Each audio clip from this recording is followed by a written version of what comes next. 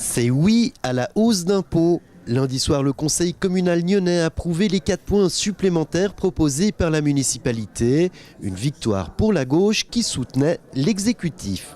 C'est une bonne nouvelle, on s'est battu pour ça, on pense que c'est quand même une bonne solution pour les finances de la commune, pour le ménage de la commune. La plateforme de gauche était bien unie et a donné beaucoup d'arguments contre un silence assez plombant de nos amis du centre droit, ce qui est étonnant. Mais bon, peut-être qu'ils se réservent pour d'autres occasions. Une hausse acceptée assez confortablement par le législatif. 51 conseillers ont voté pour, 39 contre. De quoi donner des ailes à la gauche qui a même proposé sans succès un demi-point de hausse supplémentaire pour pallier à la baisse des subventions associatives. Il y a une diminution des subventions aux associations culturelles, sociales et sportives d'environ 500 000 francs.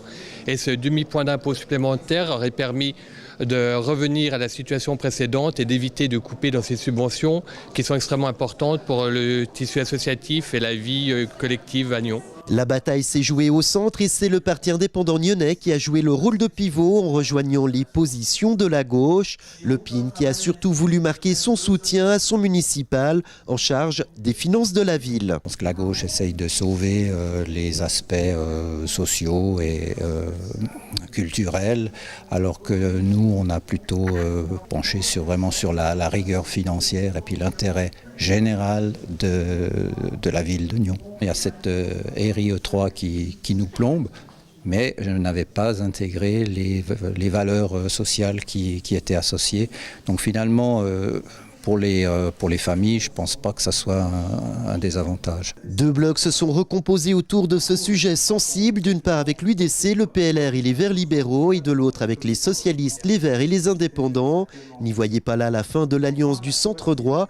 Les partis s'étant prononcés contre cette hausse estiment que la municipalité ne va pas assez loin dans ses mesures d'économie. Pour l'instant, ce qu'elle a pu nous donner jusqu'à présent est extrêmement flou. On aurait vraiment aimé qu'elle vienne avec des propositions plus détaillées, des propositions plus approfondies, mais il y a très très certainement de nombreuses pistes qu'il faut absolument explorer pour atteindre ces économies. N'y voyez pas non plus une marque de défiance du PLR quant à ces 2 municipaux. Le parti précise qu'il collabore avec ses représentants à l'exécutif, même si des divergences de vues peuvent exister. On n'est pas toujours d'accord avec nos municipaux, mais comme nos municipaux ne sont pas toujours d'accord avec nous, ça n'empêche pas qu'on travaille ensemble. Et puis, il y a des moments où, effectivement, il y a un décalage. Et ce décalage fait partie aussi, d'une manière tout à fait naturelle, de la vie politique qu'on mène au sein d'une ville de 21 000 habitants. La constitution d'un comité référendaire contre cette hausse est un secret de polichinelle, même si pour l'heure, sa forme définitive n'est pas actée. Oui, alors on n'utilise pas ça à but électoral. On garde nos positions par rapport à notre campagne politique, à notre position par rapport à l'augmentation d'impôts. Donc je pense que la constance, ça a payé. Le mois prochain, le conseil communal nyonnais doit encore se prononcer sur le budget. Un budget qui devrait être accepté sur la base de cette hausse d'impôts. Mais si référendum il y a et qu'il réussit, la municipalité devrait alors vivre sous le régime des 12e provisionnels.